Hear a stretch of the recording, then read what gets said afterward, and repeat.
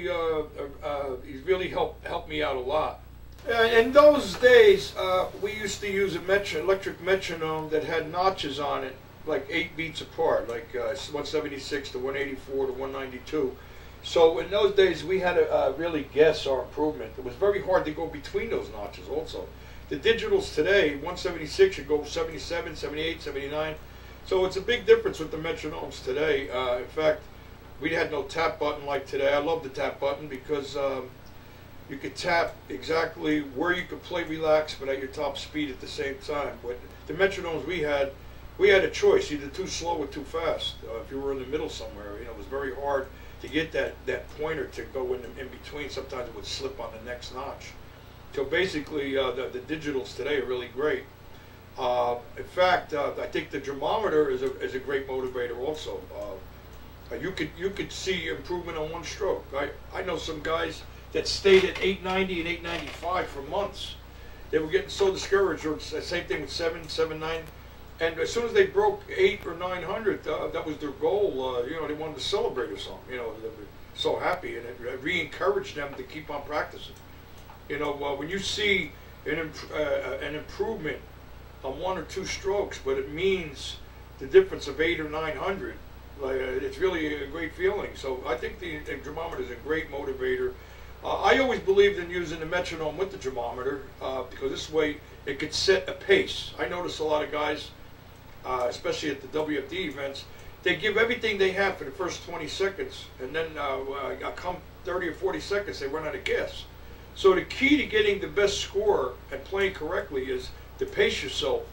And I always felt like a metronome always kept me on a pace instead of guessing, because you got to keep that single stroke ball going for 60 seconds. So sometimes when you pace yourself and you don't start off at full speed, you're going to get more out of it than if you put everything you got into the first 10-20 seconds. I noticed other guys at WFD events, they alter their technique to get the highest score. I had one guy, he showed me a technique he was using. He said, I'm up to 1,050. And he's playing like this with the stick between the fingers. I said, well, why do you want to play that way? Do you play that way in the drums? He goes, no, but I want to win. I said, to me, you're not winning anything. You're working 3 hours a day on a technique you're not even going to use on a drum set. I said, we're all here to improve your drum playing, not your pad playing. Everything we're doing here is for the sake of that instrument.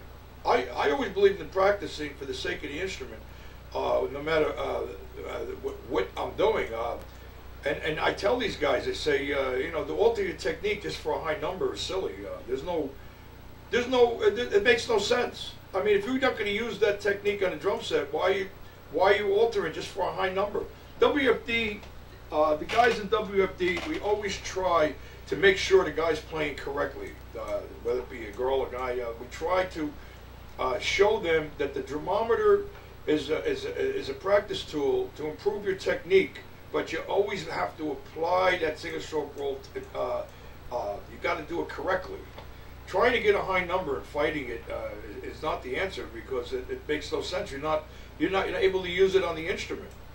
The WFD is a friendly competition, just like a home run derby. These guys, they want to see how many home runs they can hit. But as soon as the game starts, they play for the team.